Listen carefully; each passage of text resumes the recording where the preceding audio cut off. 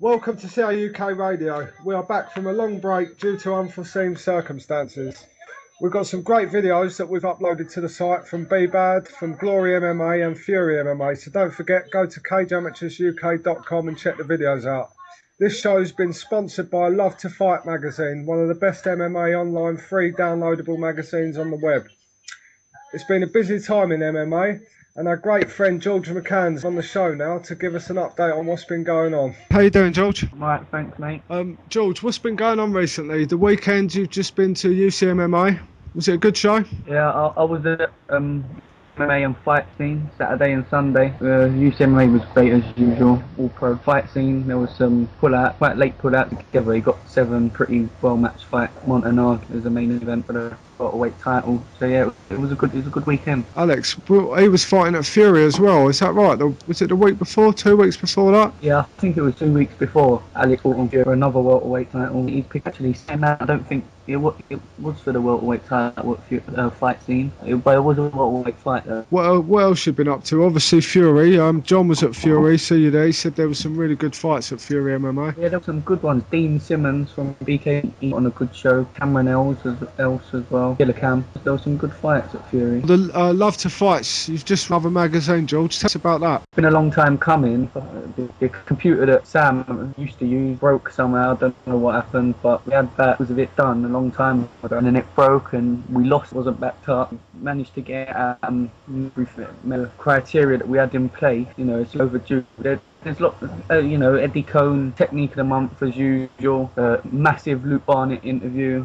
That's proper good. Like 5 pages, proper in depth with him. It's really good. He's obviously another fighter that's quickly making a name for himself. Luke Barnett. 5-0 now. Was supposed to fight on Bama against Matt Ewan, but got injured. Bama 10. Bama 10 he was supposed to be on, I think. What else are you up to on the magazine, George? Anything else? When's the next one due as well? Are you now sorted? Are they going to be regular? I'm not sure, to be honest. I don't reckon they'll be as regular as we'd like. Just because it's not our life, you know. I wish it was my life. I wish I could just do it willy-nilly, put all my time into it. But you know, we've got other things on our plate. It's not just Sam's at uni, I'm at college. We've got to get our exams out of the way. We've got to have a life. We can't just do it just them, you know. No. I mean, the work rate. I mean, some of the stuff that I've been seeing you put a lot of stuff out lately, a lot of interviews. So you've obviously both been working really hard to get the magazine back up and running. The thing was, well, because Sam does all the designing, I do most of the stuff on where in regards to writing and getting stuff on the website. I think what done us really good was the fact that I was keeping the website up and running. Yeah. Because it could have been that I just sat back and thought, you know, we've got to get this magazine out. We've got to keep getting stuff on the website, quite a bit of stuff, and that's what kept the brand really going, to be honest. How do you and Sam, how do you keep going? Because obviously there's a lot of other websites. I mean, you've got Addicted MMA, MMA Source. There's a lot of other sort of things. Do you and Sam look at people and say that's where we want to be, or are you just getting on with your own thing and doing what you two want to do? Yeah, there's a lot of sites that do the same, like, you know, they do stuff on MMA, but I think what keeps us going is that we are really passionate, of course, as anyone is definitely going to be if they're going to put their time into having a website. But I think we do things like we don't care whether someone's well known. We don't care whether they're winning or losing. We will give our time to anyone. That's what we come in to do. We come in to help people make a name for themselves, you know, because the fight they don't get enough. They don't get enough exposure for the time they put into their job, you know. No, I mean, when you consider the amount of hours fighters spend training, running, and everything else they do around it, it's not a lot of money at all, is it, really? And then to get paid hundreds. Yeah, it's not a lot. Yeah, in terms of looking up websites, definitely you know, you've got to be realistic. I'm happy with what we're doing, and I'm happy in the direction that we're going. We're getting there, you know. Every month it's improving. Like, literally, we do look up to the big websites, but as long as we're keeping to our foundation of what we believe in and not moving off and diverting just for views. That's not what we believe in. We're going to keep our way. We're going to stick at what we're doing. If it brings views, then great. If it doesn't, then at least we've kept to our morals. Yeah, no, I kind of agree with you there because we kind of drifted off things with doing video and all sort of stuff like that. And I think realistically, the best plan is the first plan you had and stick to it, isn't it? Maybe I wouldn't agree with that, but yeah, in a way, yeah. But if I'd have done that, then Sam wouldn't be here and we wouldn't have a magazine, you know. No, no. I was a bit pushed if there's only a couple of you though, in it, George. If there's just two of you, you really are quite stretched. Oh, definitely. There's not two of us. There's two main people in it. We do have some other people. They help out. Like Carl Bullen, he covers some shows like UCF, ECFF. He was at Fury as well. Susie Affy, she does some stuff for our photographers. Helen as well. All the photographers that let us use our pictures. Mark, Charlie as well. Without them, we can't do our job because a magazine is nothing without pictures. No, definitely. Who's your favourite fighter, George, at the moment? In the UK? In the UK, yeah. That's a bit odd, especially with my job.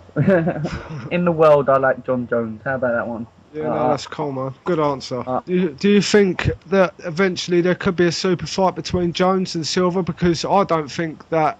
I think it should be Silva, Anderson Silva and George St Pierre, because I don't think John Jones has been around long enough yet to stand the test of time, although he is one of the best fighters in the world. Yeah, I know what you mean, because GSP and Silva's been around, it seems like, years. But in my head, I just don't want to see it. I don't want to see one person come out of their weight class and then possibly lose.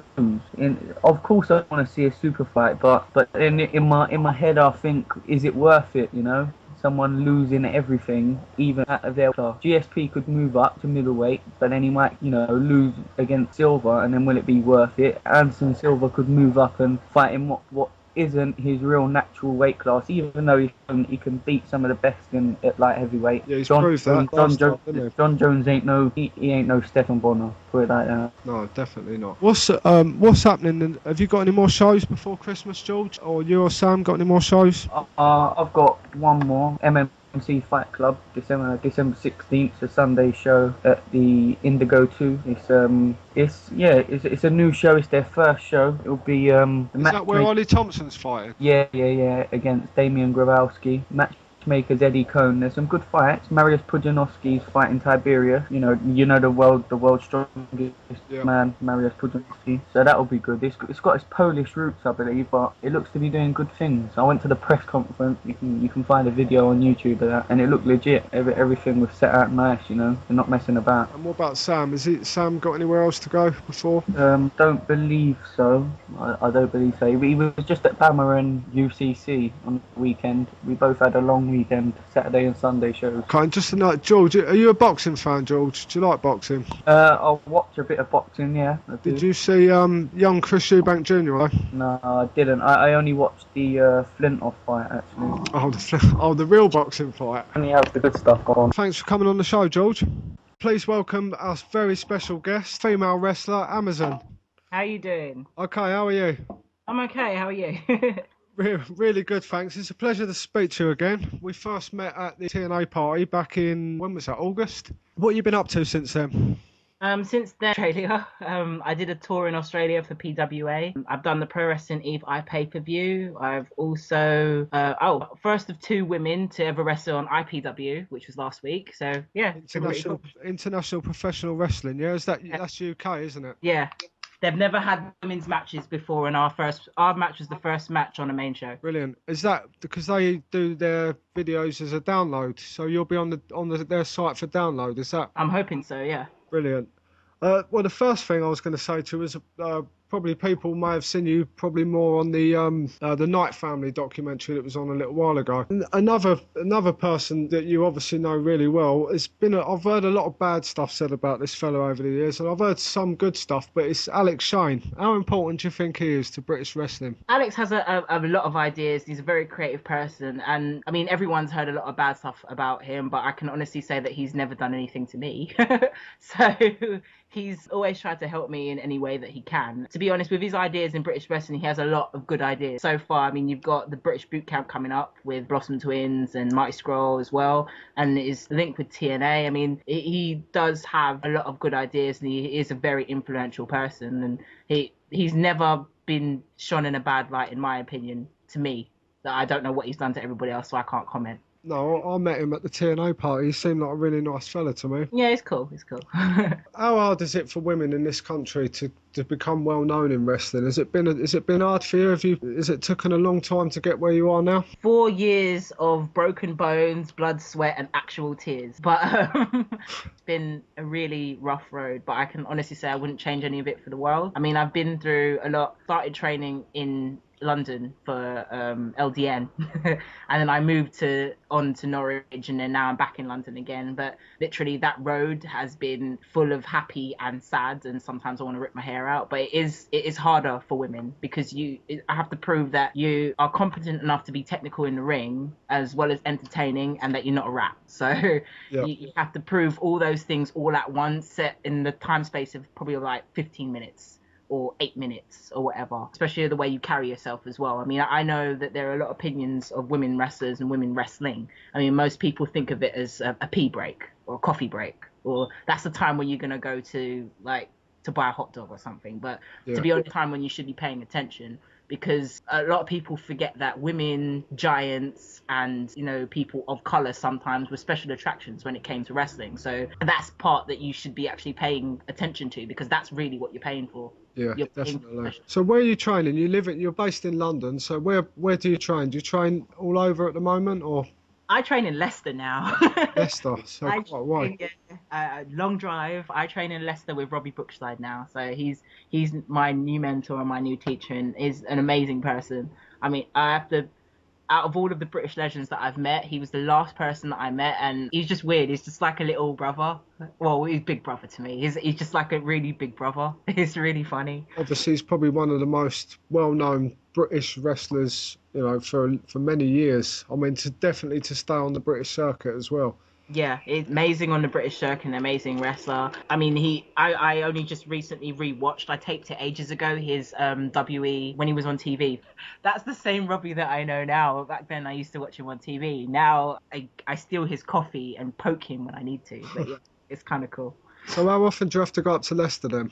Obviously, as much as you can, I suppose. As much as I can, and mostly every fortnight. I tried to make it every week, but it is really pricey. I mean, with petrol and train tickets and just the cost of everything. But he's so understanding that he said to me he understands I don't live in Leicester. Yeah. And it's 196 miles. It's not around the corner. It's nice to kind of have that person who doesn't. They know that you want to try your best and try and make it in this business, but they don't expect you to be there all the time, even though I wish I could be in Leicester all the time, but he understands that I can't, which I haven't really got from my wrestling career. There's a lot of places that I've had to train at that's been miles away, and I've always got a bollocking when I didn't turn up. And it's not that I didn't turn up because I didn't want to, it's because I just physically couldn't get there. It wasn't money, it was money related. So it's just finally nice to have someone who understands that. So are you in the gym? Do you have to go to the gym a lot? Obviously, do you work on cardio and stuff like that for yourself for wrestling? I mean, is cardio a strong asset in wrestling? Cardio for wrestle work on that. I mean, I started my wrestling career doing rounds match, 20 minutes or 25 minutes. And my longest match has been 35 minutes. So yeah, my cardio has gone up over the years and it's gone down and up. But cardio is what I'm working on, muscle tone as well. My tag partner, Rhea O'Reilly, is a personal trainer as well. So she's really sculpted my body from what it was to what it is now. I have changed a lot. A lot. So what, have you got any more shows coming up this year? This year I've got my last show is the Ebonics 5, I think it is. It's in South Shields and it's for Rad Pro Wrestling and it's on Saturday, which is the 8th of December. Obviously you have to get up to South Shields. It's quite a drive. So I mean, the money in MMA, which we do a lot of, the money's not good. I'm taking it for wrestling. It's probably not as good. You probably don't make a lot of money for these long trips. You make it all out in the long run, because what everyone has to remember is that most of the independent circuit is to get to one big goal. So all the work that I'm doing now will pay off sooner or later. So it will work. Okay, and another one. Obviously, we've just spoke earlier about the Blossom Twins, Spud and Marty Scurll. Obviously, they're all going to TNA boot camp. Where do you see yourself eventually getting to America? Yes, that's where I want to be. As I've said in loads of different interviews, that is my ending goal. I mean, I haven't put my body through hell here to just stay here. It's no offense to people who would like to stay on the indies, but that is not my dream. And I see Alpha Female, she's off to Dubai. Have you got any trips abroad coming up? You said you just come back from Australia. Yeah, I've got some lined up for 2013, but I can't tell you until No 2013. problem. We'll keep an eye on your Facebook page anyway. Good, good. And obviously, the two big companies, it used to be WWE. Obviously, TNA's a fast-growing company now. They've took the Blossoms. Mysterious Paige, is it now? Brittany Knight, she's obviously gone to WWE. Obviously, you told me earlier on you're a WWE fan, but if TNA made you an offer, would you consider it? WWE for you or none? WWE for me or none. Right now, anyway. But you know, people grow up and people change their minds. I watched it when it was WF, so yeah, I'm up for anything. You're quite well known, especially in this country now. Obviously, you've been to Australia and stuff. I mean, what does it take for you? How do you get to the WWE? Do you have to wait like the Knights did for them to come over here and go and train in front of them and stuff like that? Is that the case, or do they spot you now? WE is WE. I mean, they're the biggest company in the world. You know, if they want you, they'll call you. So yeah, I'll just leave it at that. So hopefully you might get that call one day. Any of you ever enjoy training with or wrestling with? Have you got any particular ladies that you enjoy more? Because obviously different styles sometimes don't mix together. Yeah, I mean, I love training with Paige when she was here. I trained with, but that was how I got the whole big person, small person kind of thing together and my mindset into that. But Rhea O'Reilly, obviously, we used to feud a lot before we started tagging together.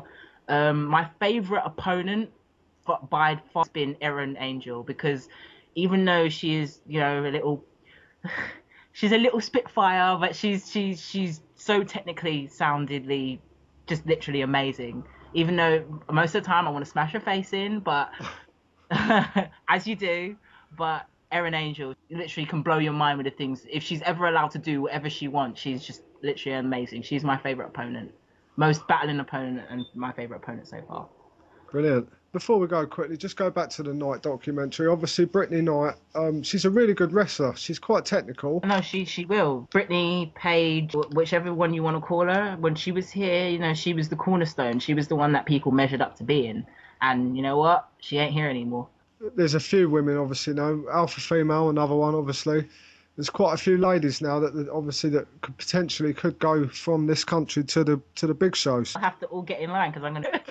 How did the documentary go? Because I mean, do you think it was good for British wrestling? It showed a side to British wrestling that a lot of people haven't seen in a while. The fact that unless you have the entertainment factor as well as the technical factor, people really aren't going to come out and see all the shows. I think it went quite well. I mean, it went from being a documentary of British wrestling to being a documentary filming somebody basically making their dream. So it depends really on what question you want to ask about a documentary, dressing, or if it was good, showing how you can go from a little indie wrestler to working for the biggest company in the world. So yeah. Did you get a lot of Facebook friend requests after the show? Yes, my followers went up by 100. It was so funny. I was actually watching it go up. I was like, oh, I don't know you, but hi. But Facebook friend requests, a lot more people liked my page. It was kind of cool. I mean, as they said, watch this space. I am dubbed the next big thing. And we 100% believe you. Good. It's going to be good to see. Good. Well, Amazon, thank you for coming on. Thank you. It's been great speaking to you. Enjoy your next show before Christmas. And hopefully we'll get to catch up with you in the new year sometime and see what you've been up to. Oh, no, it's cool. Just give me a call. Will do. Thank you very much. You're welcome.